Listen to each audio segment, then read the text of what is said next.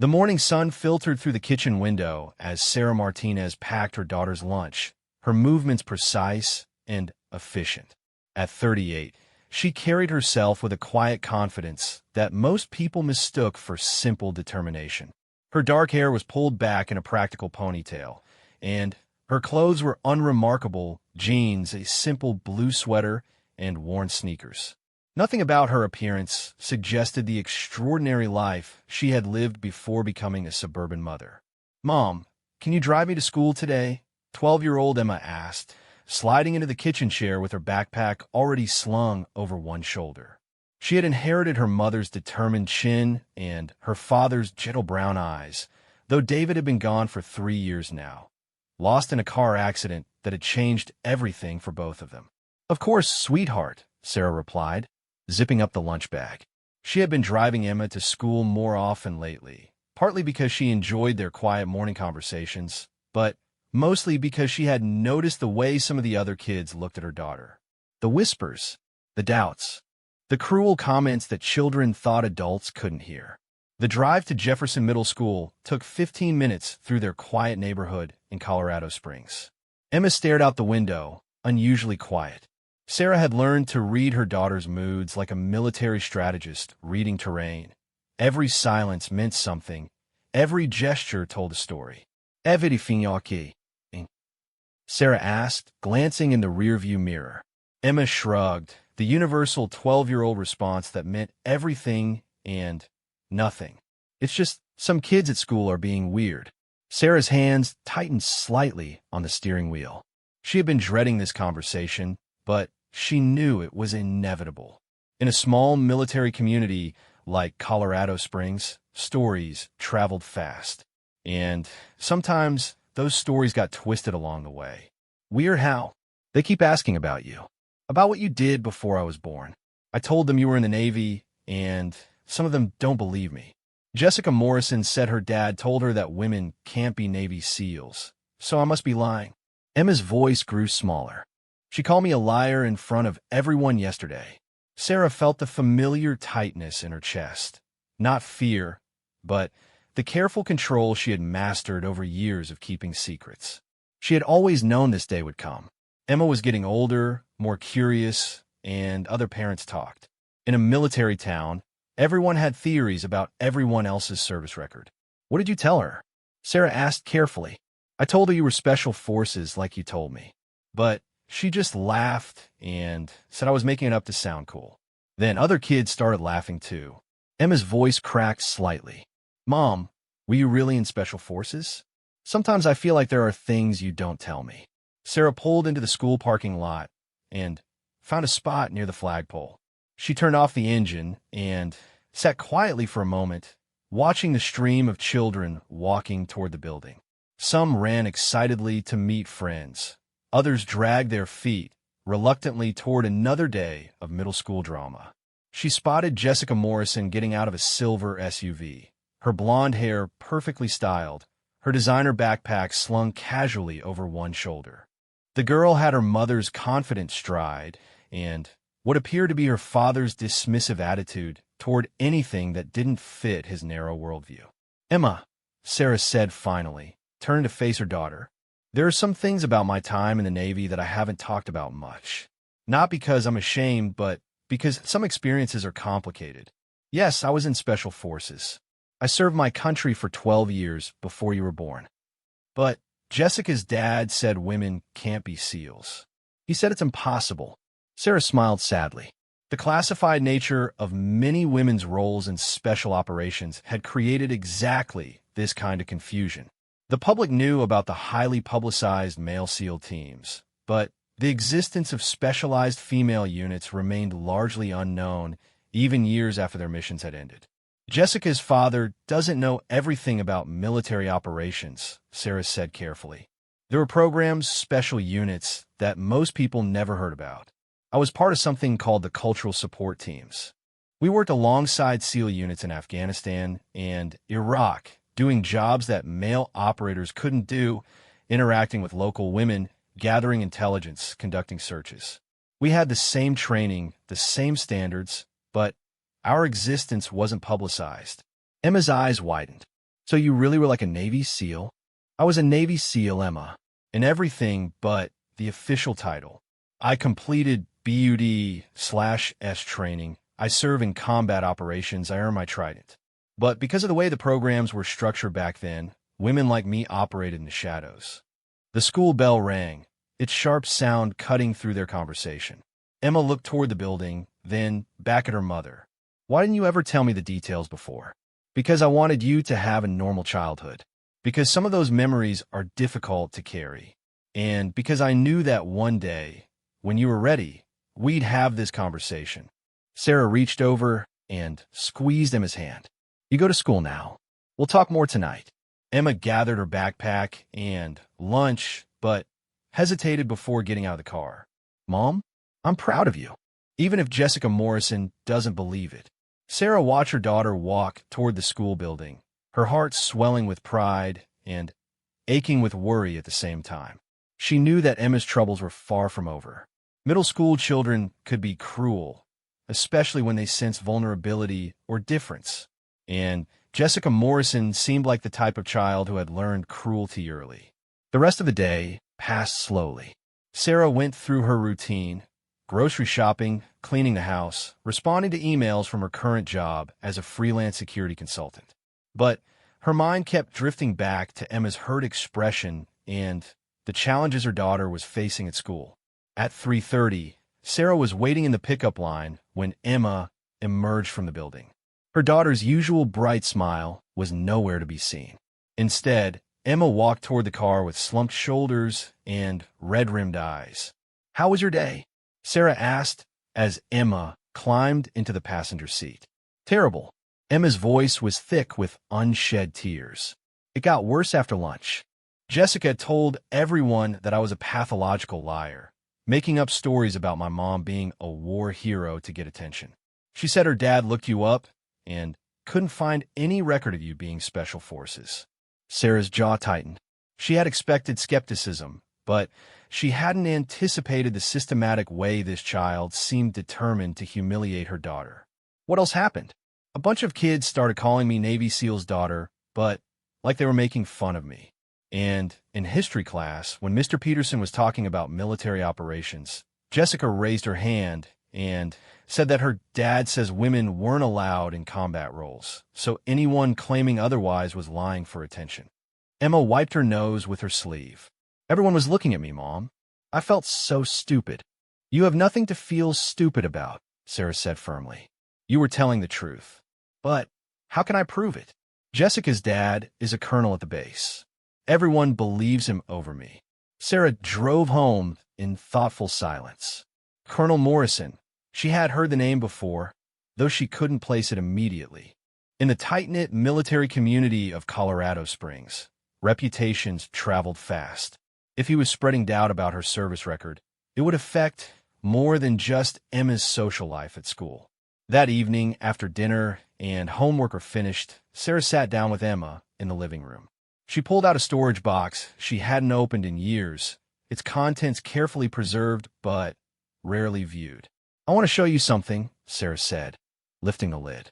Inside were photographs, medals, certificates, and other mementos from her military career. She pulled out a photograph of herself in full combat gear, standing with her unit in front of a helicopter in Afghanistan. Emma studied the photo with wide eyes. Mom, you look so young. And so tough. I was 26 in this picture. This was my first deployment with Team Echo. We were embedded with SEAL Team 6 for a mission in Kandahar province. Sarah pointed to the other women in the photograph. These are my teammates, Lisa, Maria, Amanda, and Jennifer. We were the first all-female team to complete certain classified operations that I still can't talk about in detail. She pulled out another photo, this one showing her receiving a commendation from a high-ranking officer.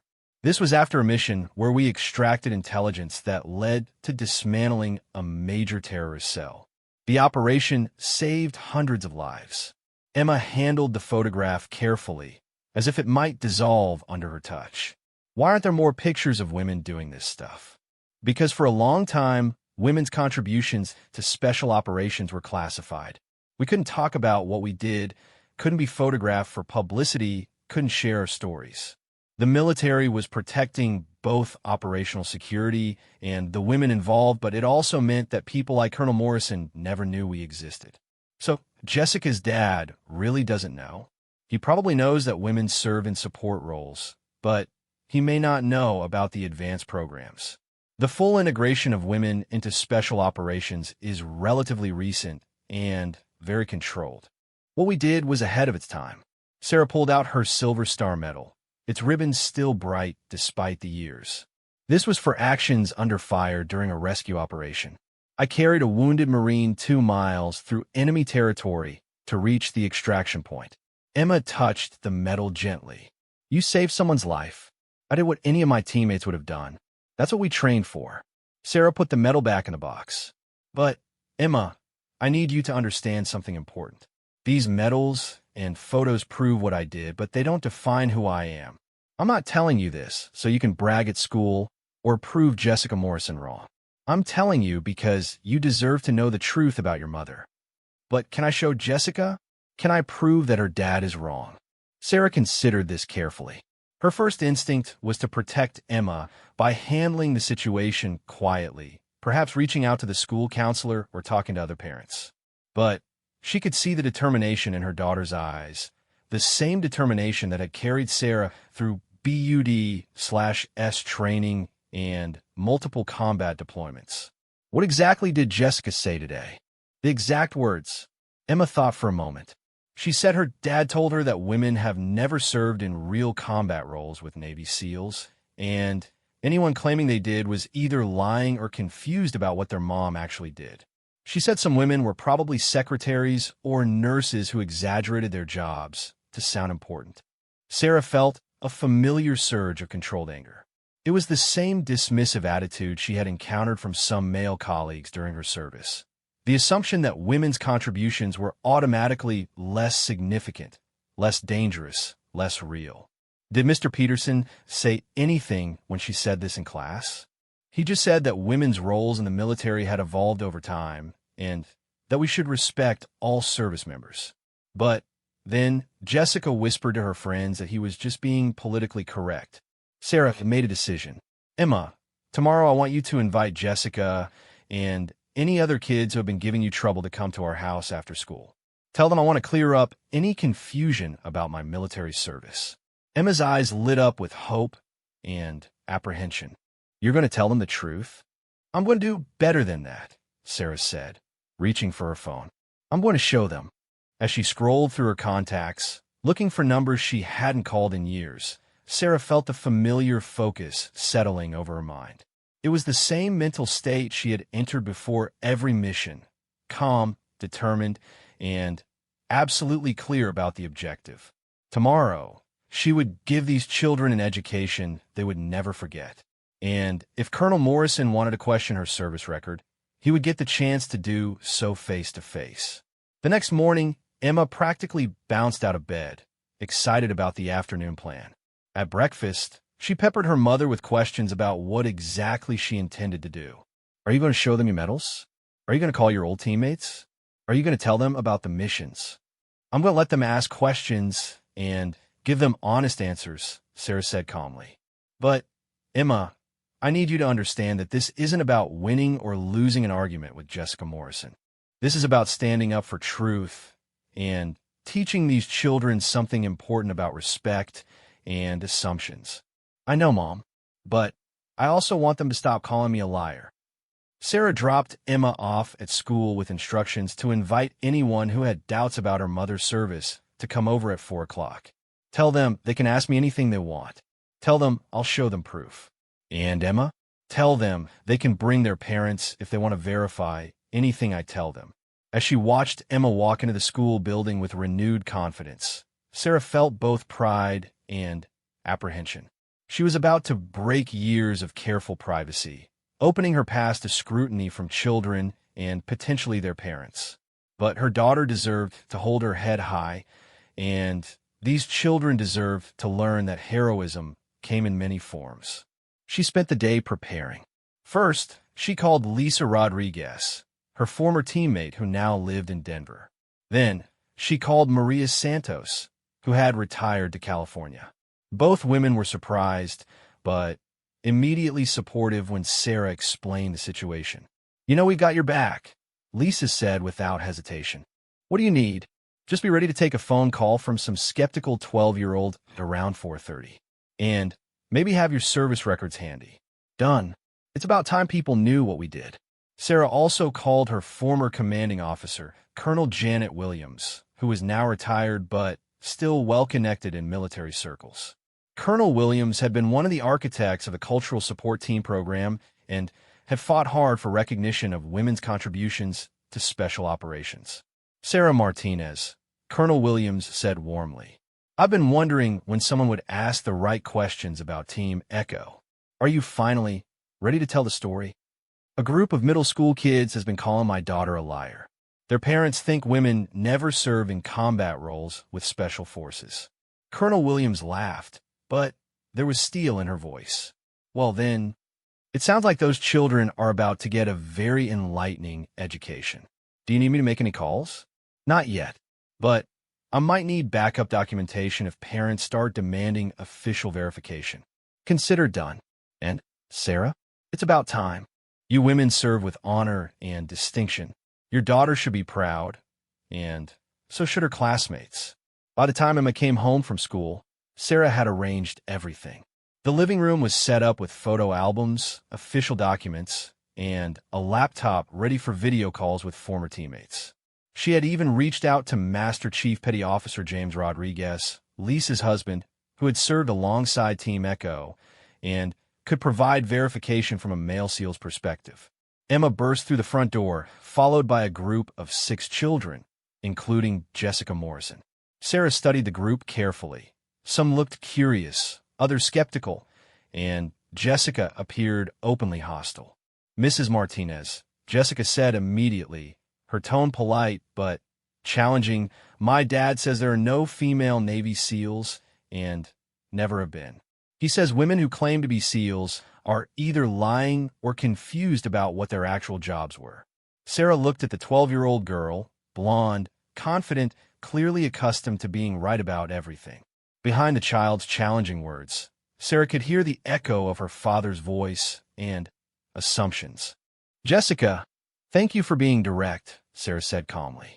"I appreciate honesty. Before we start, I want to make sure your parents know where you are. Have you called your dad to let him know you're here?" "He's at work, but I told my mom. She said I could come ask you questions directly instead of just hearing rumors." "Good. And what questions do you have for me?" Jessica straightened her shoulders. "Were you really a Navy SEAL? Like officially? With the same training as men?" "Yes," Sarah answered simply. "Can you prove it?" Sarah smiled. "I can. But first, let me ask you a question. What do you think makes someone a Navy SEAL?" Jessica thought for a moment. "They have to complete BUD/S training. They have to serve in combat. They have to earn the Trident pin." "That's exactly right. And I did all of those things." Sarah opened her laptop and pulled up a digital file. "This is my BUD/S graduation certificate. Class 298, graduated second in my class." The children crowded around the screen, studying the official document with wide eyes. "But Jessica's dad said women weren't allowed in BUD/S, said one of the boys. "Women weren't officially allowed in traditional SEAL teams," Sarah explained. "But in 2011, the military started a program called Cultural Support Teams.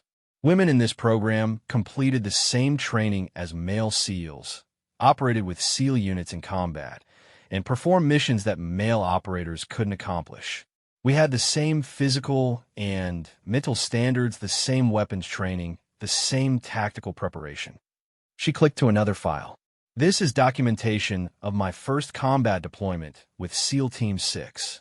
Jessica studied the screen intently. "But why haven't I heard about this before? Why doesn't everyone know?" "Because for operational security reasons, women's roles in these missions were classified. We couldn't talk publicly about what we did. Even now, there are details I can't share." Sarah pulled out her photo album. "But I can show you some pictures and tell you the stories I'm allowed to tell." For the next hour, Sarah walked the children through her military career. She showed them photos from training exercises, explained the physical and mental challenges of BUD/S, and described the types of missions her team had completed. She was careful to keep details appropriate for their age, while still conveying the reality of her service. This picture was taken after a mission where we rescued 3 American contractors who had been kidnapped in Afghanistan, she said, pointing to a photo of her team, looking exhausted but triumphant. We had been awake for 36 hours and hiked 15 miles through mountain terrain to reach them. Were you scared? Asked one of the quieter children. I was focused, Sarah answered honestly. Fear can be useful if you control it, but panic will get you and your teammates killed. We trained so extensively that even in dangerous situations, we knew exactly what to do. Emma beamed with pride as her mother described various missions and training experiences. But Jessica still looked skeptical. My dad says anyone can fake documents on a computer, Jessica said. How do we know these are real? Sarah nodded approvingly. That's excellent critical thinking, Jessica. You're right to question documents you see on a screen. She picked up her phone. Would you like to talk to some of my former teammates? They can verify everything I've told you. She dialed Lisa Rodriguez's number and put the call on speaker. Sarah Martinez, you troublemaker. Lisa's voice came through clearly. Are these the kids who've been giving Emma a hard time? Lisa, I've got 6 students here who have questions about our service with Team Echo. Can you tell them a little about what we did? For the next 15 minutes, Lisa recounted some of their shared experiences, describing Sarah as one of the toughest and most reliable operators she had ever served with.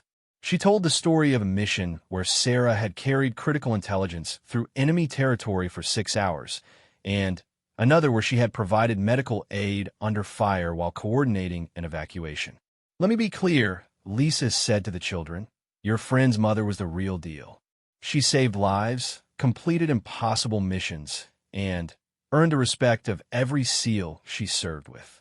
If anyone tells you women can't be warriors, you tell them they don't know what they're talking about. After the call ended, Sarah could see the change in the children's expressions. Even Jessica looked impressed, though she was clearly struggling to reconcile this new information with what she had been told. I still think I should check with my dad, Jessica said finally. I think that's a great idea, Sarah agreed. In fact, why don't you ask him to come over right now? I'd be happy to discuss my service record with him directly. Jessica pulled out her phone and made the call. Dad, can you come to Emma Martinez's house? Her mom wants to talk to you about being a Navy SEAL. Yes, I know what you said, but she has documents. Okay, I'll wait. She hung up and looked at Sarah with a mixture of apprehension and excitement. He's coming over after he finishes his meeting. He said he wants to see these documents for himself. Sarah felt her pulse quicken slightly, but her expression remained calm. Perfect. While we wait for him, would anyone like to see my gear? The children followed her to the garage, where she pulled out a storage locker they hadn't known existed. Inside was equipment she hadn't touched in years. Tactical vest, night vision goggles, specialized weapons training gear, and other tools of her former trade. This is body armor designed specifically for female operators, she explained, holding up the vest. It had to be specially manufactured because standard issue gear didn't fit women properly. The military had to develop entirely new equipment lines to support female special operations units. She let the children handle some of the non-sensitive equipment, explaining how each piece worked and why it was necessary. Emma's friends were fascinated, asking detailed questions about night operations, helicopter insertions, and tactical communications. 20 minutes later, they heard a car pull into the driveway. Through the window, Sarah could see a tall man in a crisp Army uniform getting out of a black sedan. Colonel Morrison was exactly what she had expected. Ramrod straight posture, authoritative stride, and the kind of confident expression that suggested he was rarely challenged on military matters. Kids, let's go inside, Sarah said calmly. Jessica, your father's here. Colonel Morrison entered the house like a man conducting an inspection, his eyes taking in every detail of Sarah's living room setup. He was probably in his mid-50s, with graying temples and the kind of bearing that commanded immediate attention. Mrs. Martinez, he said formally, extending his hand. I'm Colonel Robert Morrison, Jessica's father. I understand there's been some confusion about your military background. Sarah shook his hand firmly, meeting his gaze directly. Colonel Morrison, thank you for coming. There's been no confusion on my part, but I understand there may be some questions about women's roles in special operations. Ma'am, I've served for 26 years, and I've never encountered female Navy SEALs. The integration of women into special operations is very recent, and even then, it's limited to specific roles. I'm not trying to diminish anyone's service, but accuracy is important, especially when children are involved. I completely agree, Sarah said smoothly. Accuracy is crucial. Would you like to review my service records? She handed him the folder of documents she had prepared.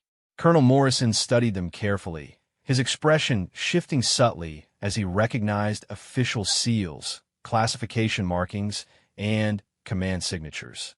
These appear to be authentic, he said slowly. But cultural support teams were a support function, not direct action. They worked with SEAL teams, but weren't themselves SEALs. Sarah nodded. That was the official designation, yes. But the women in these teams completed identical training to male SEALs, operated in the same combat environments, and performed direct action missions that male operators couldn't accomplish. We earned our tridents through the same process.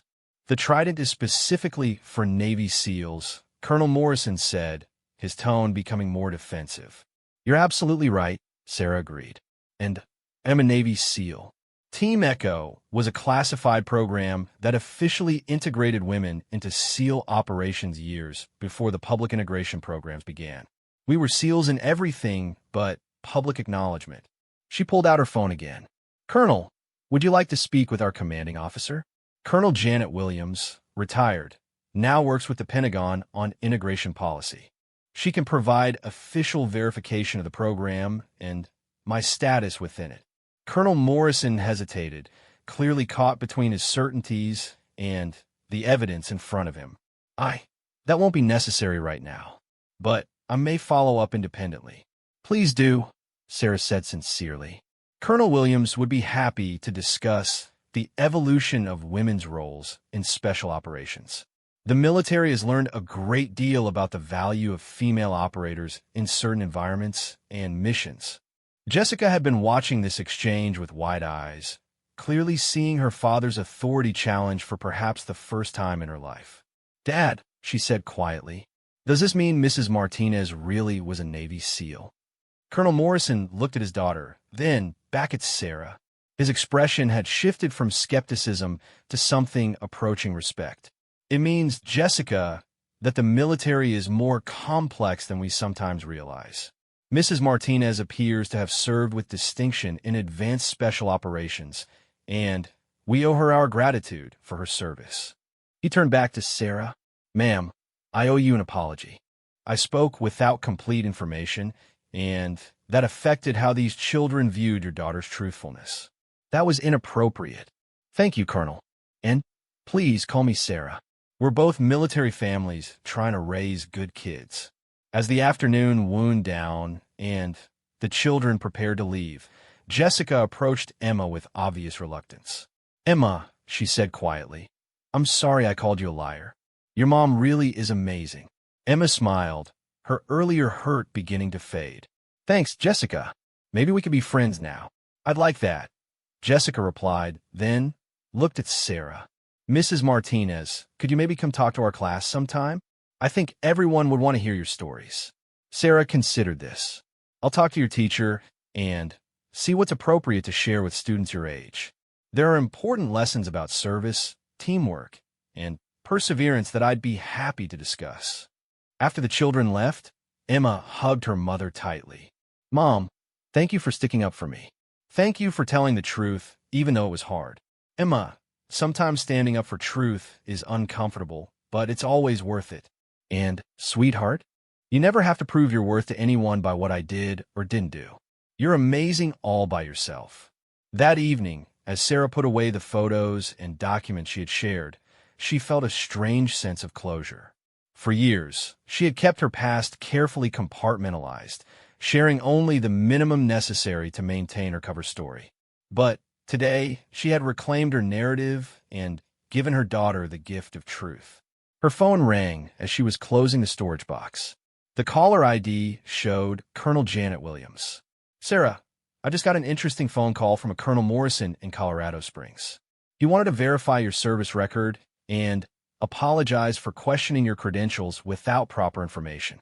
He seems like a good man who made assumptions based on incomplete knowledge," Sarah said diplomatically. "He also mentioned that his daughter has been giving your daughter trouble at school. He wanted to know if there was anything he could do to make amends. Just having him acknowledge the truth is enough. Emma needs to fight some of her own battles, but she doesn't need to fight battles based on other people's ignorance." Well, you've opened some eyes today. Colonel Morrison also asked about having you speak to some of his junior officers about the evolution of women in special operations. Apparently, there are still some outdated attitudes that need updating. Sarah smiled. "I'll consider it. It might be time to tell these stories more widely." As she hung up the phone and finished putting away her mementos, Sarah felt proud of the choice she had made.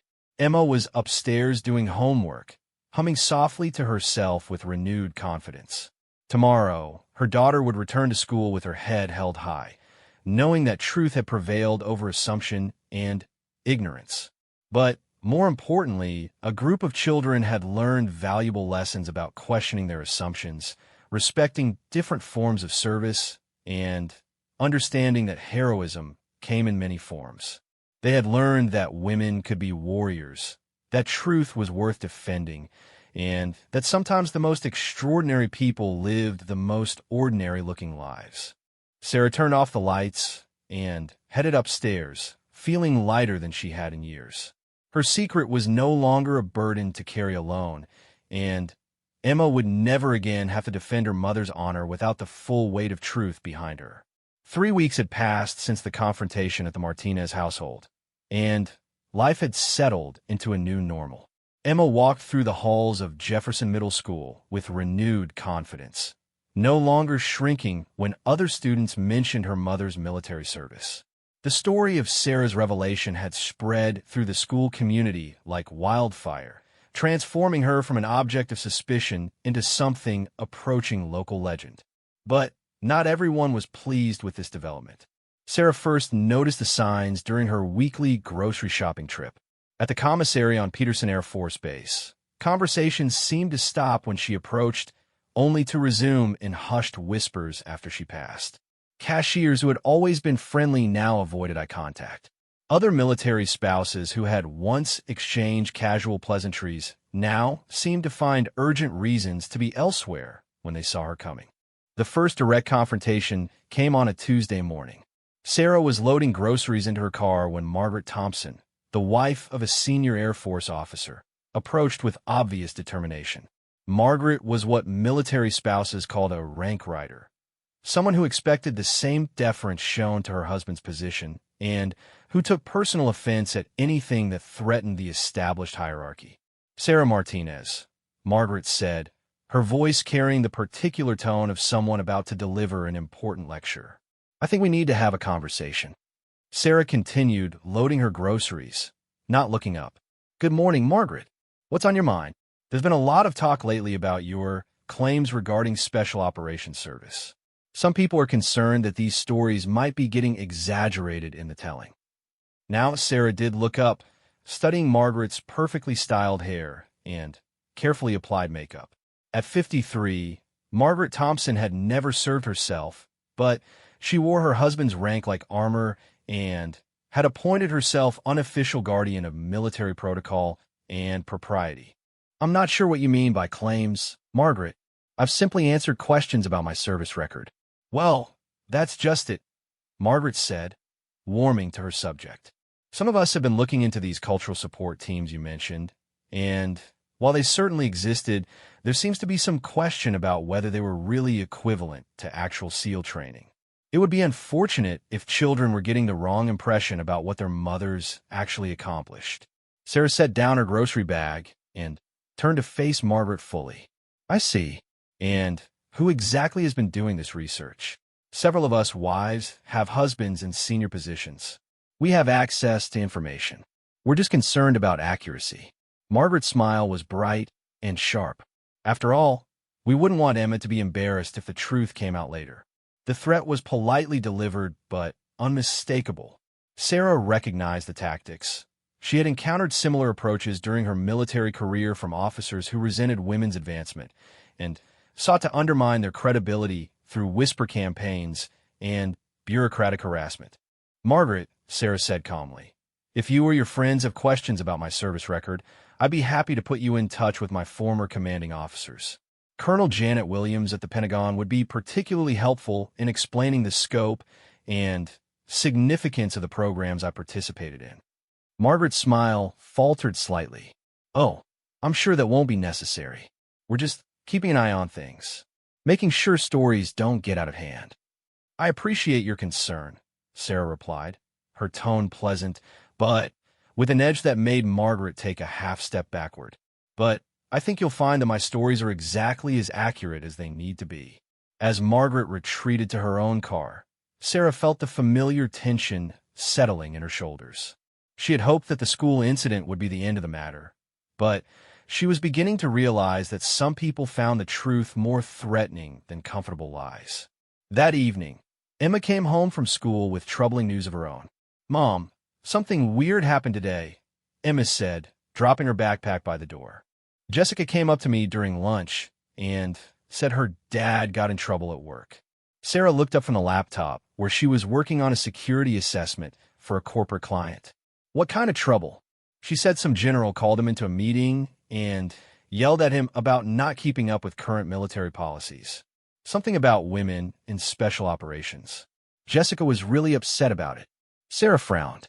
She had hoped that Colonel Morrison's acknowledgement of her service would be the end of the matter, but military hierarchies could be complicated. If his public questioning of women's roles in special operations had reached the attention of senior leadership, there could be professional consequences for him. What else did Jessica say? She asked if you had gotten her dad in trouble on purpose. "I told her no, that you just wanted people to know the truth." But she seemed really worried. Emma studied her mother's expression. "Did you get Colonel Morrison in trouble?"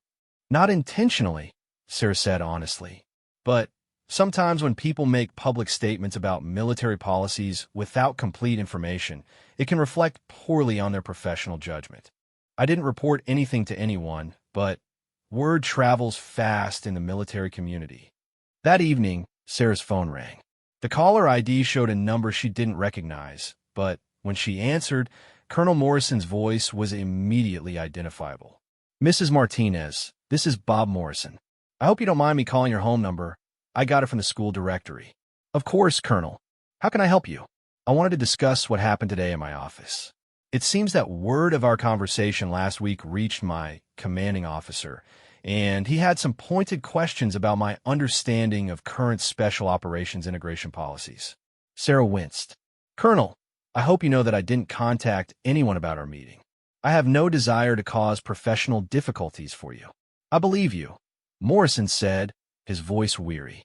"But apparently one of the other parents at the school mentioned our conversation to someone else, who mentioned it to someone else, and eventually it reached General Patterson's wife at the officers' club.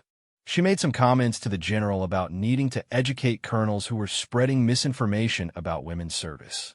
I'm sorry that happened. What can I do to help clarify the situation?" "Well, that's actually why I'm calling. General Patterson has asked me to arrange a meeting between you and some of our senior staff. They want to hear directly from you about these cultural support teams and how they integrated with conventional SEAL operations. Apparently, there's been some concern that middle management officers like myself don't have complete information about these programs." Sarah felt a familiar tightness in her chest. She had successfully avoided official military attention for years, preferring the anonymity of civilian life. The prospect of meeting with active duty senior officers about classified operations was both appealing and terrifying. "When would this meeting take place?" "Friday afternoon, if you're available. It would be at Peterson Air Force Base, in General Patterson's conference room. Nothing formal, they just want to understand the scope and nature of these programs better." "Colonel, before I agree, I need to ask you something directly. Is this meeting happening because senior leadership genuinely wants information, or because someone is looking for reasons to discredit what I've told our children? There was a long pause before Morrison answered. Mrs. Martinez, I think both elements are present. General Patterson seems genuinely interested in understanding capabilities that he wasn't fully briefed on. But there are also some people who are uncomfortable with the implications of what you've revealed. Some of the old guard doesn't like the idea that women were conducting advanced operations without their knowledge or approval. I see. And what's your recommendation? My honest opinion? I think you should attend the meeting. You've got nothing to hide, and your credibility with these children, including my daughter, depends on your willingness to stand behind your claims. But I also think you should be prepared for some skeptical questioning. Sarah made her decision quickly. I'll be there, Colonel. But I want to bring backup documentation and potentially a character witness. This isn't going to be some informal chat if senior officers are involved. That's probably wise. Do you need me to facilitate anything? I'll handle my own preparations. But, Colonel, I appreciate the warning about the tone of this meeting. It helps me know what to expect. After hanging up, Sarah sat quietly for several minutes, considering her options. She could decline the meeting and hope the situation died down naturally. She could attend and answer questions defensively, trying to minimize controversy. Or she could use this opportunity to set the record straight once and for all, not just about her own service, but about the broader contributions of women in special operations. She chose the third option. Over the next 3 days, Sarah made a series of phone calls that she hadn't planned to make for years, if ever. First, she contacted Colonel Janet Williams, who immediately agreed to attend the meeting via video conference from her Pentagon office. Then, she called Master Chief James Rodriguez, Lisa's husband, who could provide male SEAL perspective on Team Echo's capabilities and integration. Most importantly, she reached out to DR. And Marlowe, the civilian psychologist who had designed many of the cultural interaction protocols that female operators had used in Afghanistan and Iraq.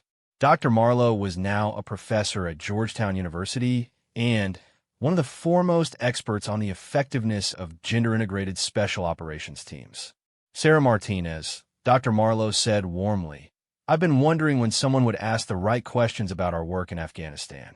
Are you finally ready to go public with some of these stories? A group of Air Force officers want to understand what we actually accomplished, Sarah explained. I think it's time they got the full picture. I'll clear my schedule. This conversation is 15 years overdue. On Thursday evening, Emma noticed her mother's increased tension and focus. Mom, are you okay? You seem like you're getting ready for something big. Sarah looked at her daughter, considering how much to explain. Remember how I told you that some people find the truth uncomfortable? Well, tomorrow I'm going to meet with some military officers who want to hear about my service directly. It's nothing dangerous, but it is important. Are they going to try to prove you're lying? Some of them might. But I've got truth on my side, and I've got good people backing me up. Sometimes you have to fight for truth, but when you do, you fight with everything you have. Emma hugged her mother tightly. I know you'll do great. You're the strongest person I know.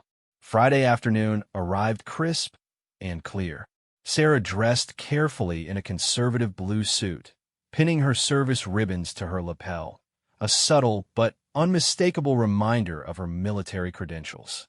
She drove to Peterson Air Force Base with a briefcase full of documentation and a laptop loaded with presentation materials that she hoped she wouldn't need to use. The base was familiar territory. She had attended functions here during her marriage to David when his Army National Guard unit had coordinated with Air Force operations. But walking into the headquarters building as a civilian consultant rather than a military spouse felt distinctly different. Colonel Morrison met her at the security checkpoint, his manner professional but somewhat apologetic. Mrs. Martinez, thank you for coming. Before we go up to the conference room, I want to give you a brief overview of who you'll be meeting with. As they walked through the corridors, Morrison explained that General Patterson had invited several senior officers from different branches, Air Force, Army, and Navy representatives who had varying levels of knowledge about special operations integration policies. General Patterson himself is genuinely curious and well-informed, Morrison explained. Colonel Stevens from the Army has worked with special operations, but may not be familiar with the specific programs you were involved in. Colonel Burr from the Navy should understand SEAL operations, but might question the integration aspects. And Mrs. Patterson will be observing. She's the one who originally raised questions about military spouses' understanding of current policies. Sarah nodded, filing away this information. And what's the official purpose of this meeting? Officially, it's a briefing on historical special operations integration to inform current policy discussions. Unofficially, it's a fact-finding mission to determine whether you're credible or problematic. They reached the conference room, and Sarah took a deep breath before entering. The room contained a polished wooden table surrounded by 8 chairs, with a large screen for video conferencing at one end. 5 people were already seated. General Patterson, a distinguished man in his early 60s, 2 colonels in different service uniforms, and a woman in civilian clothes who was clearly Mrs. Patterson, the officers' club president who had started this chain of events. General Patterson stood as Sarah entered, extending his hand with military courtesy. Mrs. Martinez, thank you for taking time to meet with us. I'm General Richard Patterson, base commander. I understand you have some unique insights into special operations programs that we'd like to learn more about. Thank you for the invitation, General. I'm happy to share what I can about my experiences with cultural support teams and integrated operations. As she settled into her chair, Sarah noticed Mrs. Patterson studying her with obvious skepticism. The woman was probably in her late 50s, with the kind of perfectly controlled appearance that suggested decades of military social functions and rigid adherence to protocol. Before we begin, General Patterson said, I want to emphasize that this is an informal information gathering session. We're not conducting an investigation or making any official determinations. We simply want to better understand some programs that may not have been fully documented in our training materials. Colonel Stevens, the Army representative, leaned forward. Mrs. Martinez, we've reviewed some documentation that Colonel Morrison provided, but we're hoping you can give us a more complete picture of how these cultural support teams actually operated. Specifically, how they integrated with traditional SEAL units and what their mission parameters were. Sarah had prepared for this question. Colonel, the CST program was designed to address a critical gap in special operations capabilities. Male operators couldn't effectively interact with local women in conservative Islamic societies, which meant we were losing access to approximately half the population during intelligence gathering and humanitarian operations.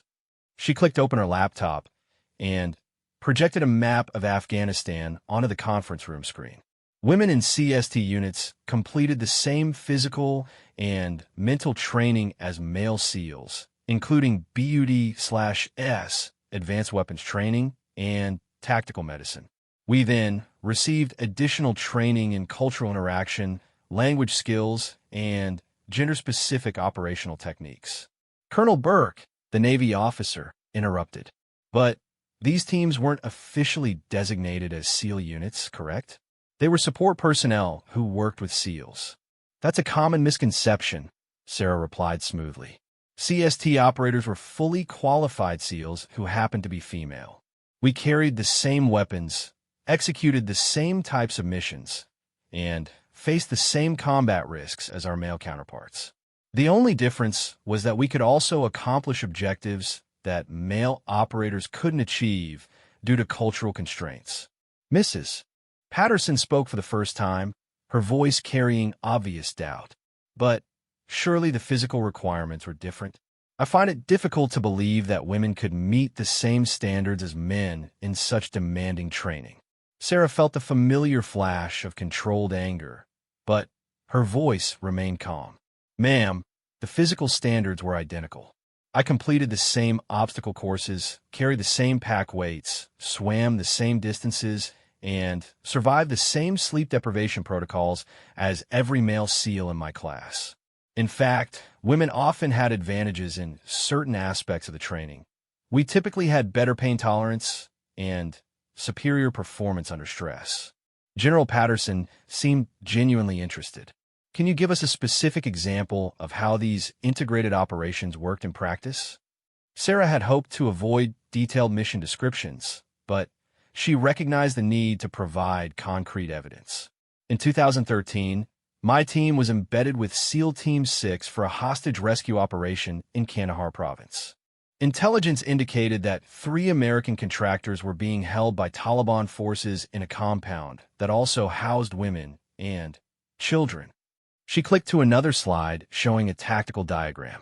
Male operators could handle the external security and direct assault on the compound, but they couldn't search or question the women inside without creating a diplomatic incident. My team's role was to secure the female hostages, gather intelligence from the women in the compound, and provide medical aid to children who had been injured during the initial assault. Colonel Stevens studied the diagram intently. What was your team's casualty rate during operations like this? Over 3 years of deployment, Team Echo sustained a 12% casualty rate, which was actually lower than the average for comparable male units during the same period. We attributed this to our training and de-escalation techniques and our ability to gather better intelligence from local populations. Colonel Burke still looked skeptical. But you weren't operating independently. You were supporting male SEAL operations. Sarah nodded. That's correct for some missions. But we also conducted independent operations when the objective required female operators. For example, we ran intelligence gathering missions in women's schools, and health clinics conducted direct action raids on facilities where male operators would be automatically suspect and performed extraction operations for female intelligence assets. She clicked to a new slide showing mission statistics. Over 36 months, Team Echo conducted 47 independent operations and supported 63 joint operations. Our mission success rate was 94%, and we provided intelligence that led to the disruption of 12 major terrorist cells. General Patterson leaned back in his chair. Those are impressive numbers. Why weren't these programs more widely known within the special operations community? Operational security, Sarah answered immediately. The effectiveness of female operators depended partly on surprise. If enemy forces knew to expect women in special operations roles, they would have adapted their security measures accordingly.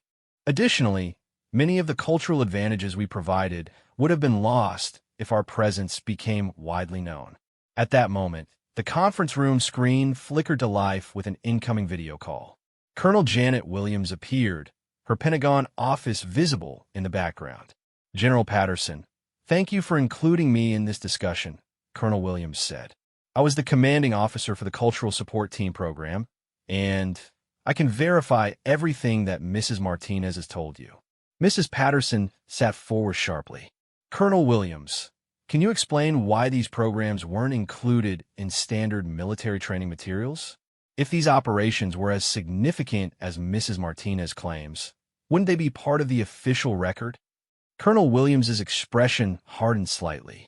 Ma'am, the decision to classify these operations was made at the highest levels for operational security reasons. However, the contributions of female special operations personnel have been consistently undervalued and underdocumented throughout military history. The CST program proved that women could excel in the most demanding military roles, but institutional resistance to acknowledging these capabilities has been significant. Colonel Burke addressed the screen directly. Colonel Williams, were CST operators actually awarded Navy SEAL designations, or were they operating under a different classification? They were Navy SEALs, Williams answered firmly. They completed identical training, met identical standards, and earned their trident pins through the same process as male operators. The only difference was that their service was classified under different operational parameters. General Patterson asked, Colonel, in your professional opinion, how should current military leadership understand the significance of these programs? Sir, the CST program demonstrated that gender integration in special operations provides tactical advantages that cannot be achieved through male-only units. Women bring different physical capabilities, different cultural perspectives, and different operational strengths to the mission. The military has been slow to recognize and utilize these advantages, often to the detriment of mission effectiveness. Sarah watched the faces around the table as Colonel Williams spoke. General Patterson seemed genuinely engaged and impressed. Colonel Stevens was taking notes and asking follow-up questions. Colonel Burke still looked somewhat skeptical, but was clearly processing new information. Mrs. Patterson, however, appeared increasingly uncomfortable with the direction of the conversation. Colonel Williams, Mrs. Patterson said, surely you understand the concerns that some of us have about exaggerated claims regarding women's military service? There's been a tendency in recent years to inflate the significance of support roles in order to make political points about gender equality. The temperature in the room seemed to drop several degrees. Colonel Williams's voice became noticeably cooler. Ma'am, I'm not sure I understand your question. Are you suggesting that Mrs. Martinez has exaggerated her service record? I'm simply saying that sometimes stories grow in the telling, and children can get confused about what their parents actually accomplished. Sarah felt the moment crystallize around her. This wasn't really about verifying her credentials or understanding military programs. This was about a group of people who were uncomfortable with the idea that their assumptions about women's capabilities had been wrong, and who needed to believe that any evidence to the contrary was somehow false or exaggerated. Mrs. Patterson, Sarah said quietly, I understand your skepticism, but every document I've shown you today is authentic. Every story I've told is verifiable. Every claim I've made about my service can be corroborated by official records and living witnesses. She stood up and moved to the presentation screen.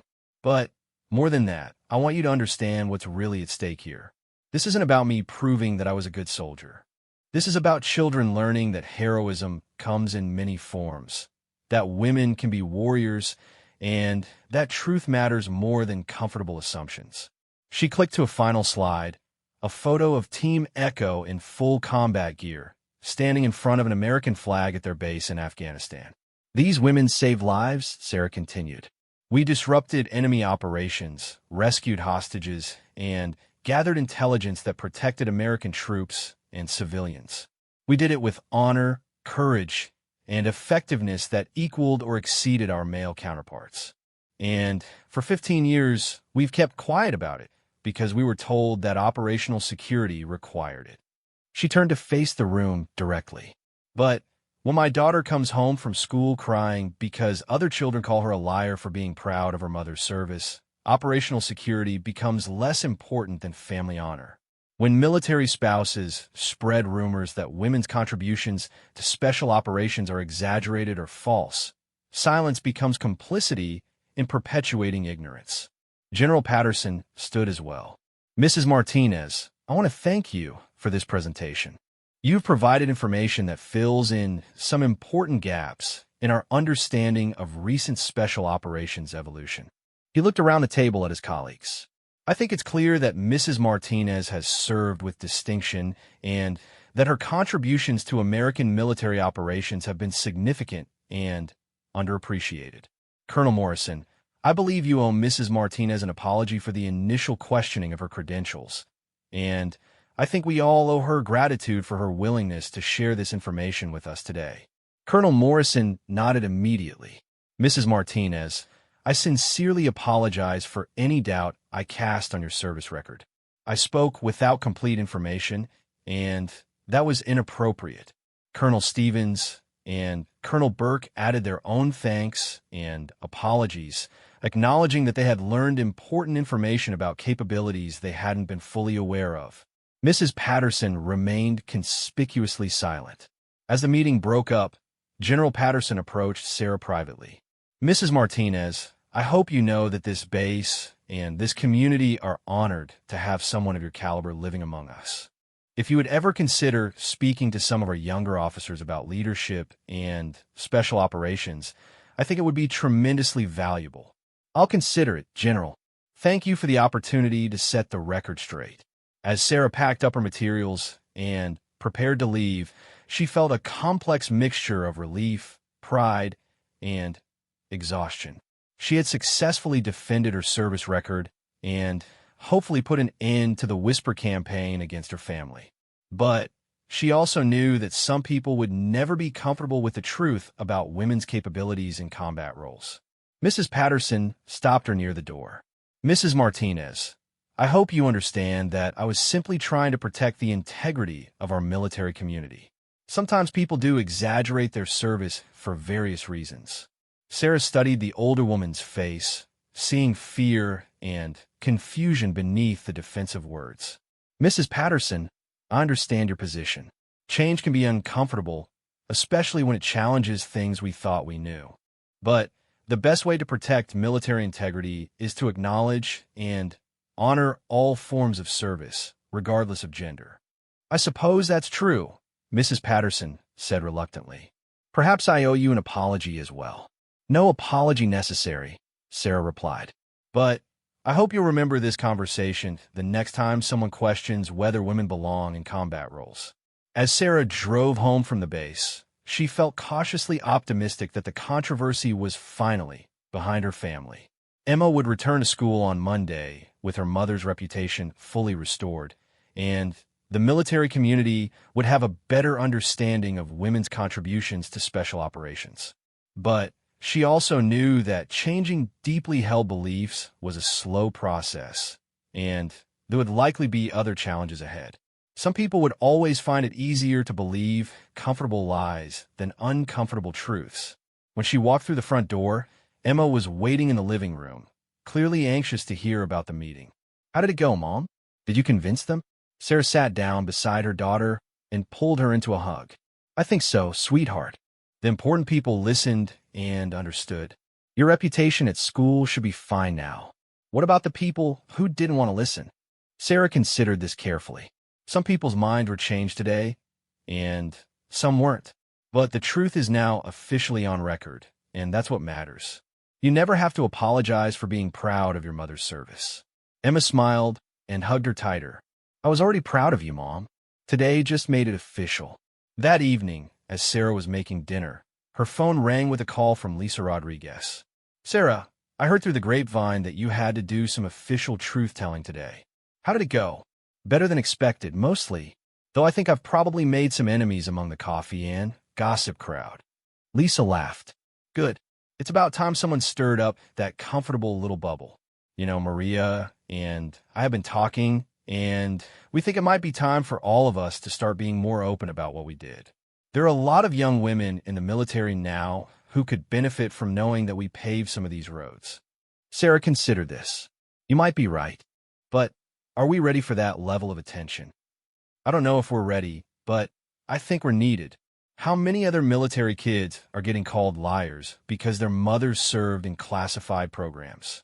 How many other women are keeping quiet about their service because they're afraid of being questioned or doubted?" "Those are good points," Sarah admitted. "Let me think about it." As she hung up the phone, Sarah realized that today's meeting might not be the end of her public involvement in military issues, but rather the beginning of a new chapter. For years, she had successfully maintained her privacy and anonymity, but sometimes circumstances forced people out of the shadows, whether they were ready or not. She looked out the kitchen window at the quiet suburban street where she and Emma had built their peaceful life. Tomorrow, life would return to its normal rhythms: school, work, soccer practice, homework. But underneath that normality, something had shifted. Truth had been acknowledged, records had been set straight, and a new precedent had been established. Emma would return to school on Monday with her head held high, knowing that her mother's service had been officially recognized by senior military leadership. Other children would think twice before calling military families liars without evidence. And perhaps most importantly, some outdated assumptions about women's capabilities have been challenged and corrected. As Sarah prepared dinner, she found herself humming softly, something she hadn't done in weeks. The burden of carrying secrets and managing other people's perceptions had been lifted, replaced by the lighter feeling of truth acknowledged and honor restored. Whatever challenges lay ahead, she and Emma would face them together with honesty, courage, and the unshakable foundation of verified truth. 6 months after the confrontation at Peterson Air Force Base, Sarah Martinez found herself standing in front of Jefferson Middle School, watching a convoy of military vehicles pull into the parking lot. What she had thought would be the end of her public involvement in military affairs had instead become the beginning of something much larger than she had ever imagined. The vehicles weren't there for a normal school visit. They were part of a coordinated demonstration that Sarah had helped organize, bringing together active duty special operations personnel, veterans, and current female operators to provide students with an unprecedented look at modern military capabilities. And at the center of it all was a reunion that had been 15 years in the making. The morning had started like any other, with Sarah making breakfast while Emma got ready for school. But there was an electric energy in the air, the kind that came before significant events that would be remembered for years to come. "Mom, are you nervous about today?" Emma asked, adjusting her navy blue dress shirt. She had chosen to wear colors that honored her mother's service, a small gesture that meant everything to Sarah. "A little," Sarah admitted, checking her watch. "It's not every day that you invite your old unit to give a presentation at your daughter's middle school." What had started as a simple request from Emma's social studies teacher had snowballed into something extraordinary. Mr. Peterson had asked Sarah to speak to his class about women's roles in modern military operations. Sarah had suggested bringing one of her former teammates to provide additional perspective. Word had spread to other teachers, then to the principal, then to the district office. Within a month, Sarah found herself coordinating a full-scale educational event that would serve students from 3 different schools. But the real magic had happened when Colonel Janet Williams called with unexpected news. "Sarah, I've been following your efforts to educate people about women's contributions to special operations," Colonel Williams had said 3 weeks earlier. "What would you say to the idea of making this a much bigger conversation?" "What do you mean?" "I mean, it's time to declassify some of our operations. Not the sensitive operational details, but the existence and capabilities of female special operations units. The Secretary of Defense has approved a new initiative to highlight women's contributions to recent conflicts, and Team Echo is going to be part of the official record." Sarah had been stunned into silence. For 15 years, she and her teammates had kept their stories classified, speaking only in generalities about their service. The prospect of finally being able to tell their complete story was both thrilling and terrifying. "What would that mean practically?" she had asked. "It means you can talk openly about your missions, show official documentation, and, most importantly, inspire the next generation of female military leaders. We want to start with school presentations and community events, then move to military academies and officer training programs." Now, as Sarah watched her former teammates emerge from the convoy vehicles, she felt a combination of pride and nervous anticipation. Lisa Rodriguez stepped out of the lead Humvee, her salt and pepper hair styled in a practical cut, and her civilian clothes unable to hide the military bearing that was as much a part of her as breathing. Maria Santos followed, grinning broadly, and carrying what Sarah knew was a duffel bag full of equipment that would amaze the students. But the biggest surprise was the third figure who emerged from the convoy. Amanda Chun, who had left Team Echo after a severe injury during their final deployment, walked slowly but steadily toward the school entrance. "We've got 200 middle school students who think they know what special operations looks like based on movies and video games. Are we ready to blow their minds?" More importantly, Maria added, "We've got teachers, parents, and probably some military personnel in the audience who need to understand what we actually accomplished. This isn't just about impressing kids. This is about setting the historical record straight." Sarah nodded, feeling the familiar sense of mission focus settling over her thoughts. Emma's been preparing her classmates for weeks. She's told them that they're going to meet real female special operations veterans, but I don't think they really understand what that means yet. They walked through the school entrance together, and Sarah was struck by how natural it felt to move as a unit again. Despite 15 years of civilian life, The four women automatically arranged themselves in a loose formation that provided mutual support while allowing each person clear lines of sight and movement. Some things, once learned, never left the subconscious mind. Principal Henderson met them in the main hallway, her expression mixing professional courtesy with barely contained excitement. "Mrs. Martinez, your teammates are very welcome. I have to say, when you first proposed this presentation, I had no idea it would attract this level of official attention." She gestured toward the auditorium, where Sarah could see uniformed personnel setting up additional equipment. "We've had requests from 3 other school districts to observe your presentation, and Colonel Williams will be participating via satellite link from Washington. This has become quite the event." Sarah felt a flutter of nervous energy. "I hope we can live up to the expectations. Based on what I've learned about your service records over the past few weeks, I don't think that will be a problem," Principal Henderson replied. "The students are gathering in the auditorium now. You'll have about 45 minutes for your presentation, then time for questions." As they walked toward the auditorium, Amanda fell into step beside Sarah. "Are you ready for this? Once we start talking publicly about our missions, there's no going back to anonymity." Sarah considered the question seriously. 6 months ago, she had been a suburban single mother whose greatest concern was Emma's math homework and her own freelance consulting deadlines.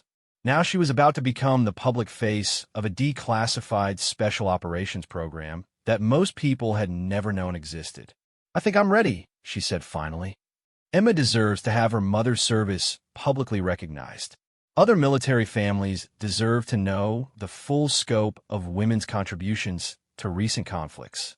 And maybe some of these kids will be inspired to serve their country in ways they never thought possible." They reached the auditorium doors, and Sarah could hear the excited chatter of hundreds of young voices inside.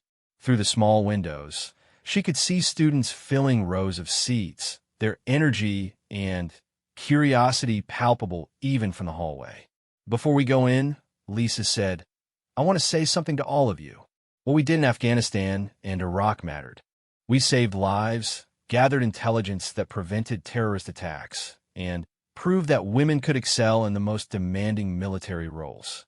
For 15 years, we've kept quiet about those accomplishments. Today, we finally get to tell our story." Maria nodded emphatically. "Those kids and they're going to learn that heroes come in all forms. Some of the girls might realize for the first time that they could be warriors if they choose. Some of the boys might understand that strength isn't defined by gender. That's worth breaking our silence for." Sarah took a deep breath and pushed open the auditorium doors. The sight that greeted her was both overwhelming and inspiring. Nearly 300 students filled the seats, representing not just Jefferson Middle School, but also Lincoln Elementary and Roosevelt High School. Teachers and parents occupied the back rows, and Sarah recognized several military personnel in both uniform and civilian clothes. Emma was sitting in the front row with Jessica Morrison and several other classmates, her face glowing with pride and anticipation. When she saw her mother enter, she waved enthusiastically, and Sarah felt her nervousness transform into determination. Principal Henderson took the podium and called for attention. "Students, teachers, and guests, welcome to what I believe will be a truly historic presentation. Today, we have the honor of hearing from 4 women who served with distinction in classified special operations during the conflicts in Afghanistan and Iraq." She gestured towards Sarah and her teammates. "These veterans have been given special permission to share stories and information that have been classified for over 15 years. You are about to learn about courage, service, and capabilities that most Americans have never known existed." Sarah stepped to the podium, feeling hundreds of eyes focused on her. For a moment, she was transported back to mission briefings in Afghanistan, when the success or failure of an operation depended on her ability to communicate clearly and inspire confidence in her team.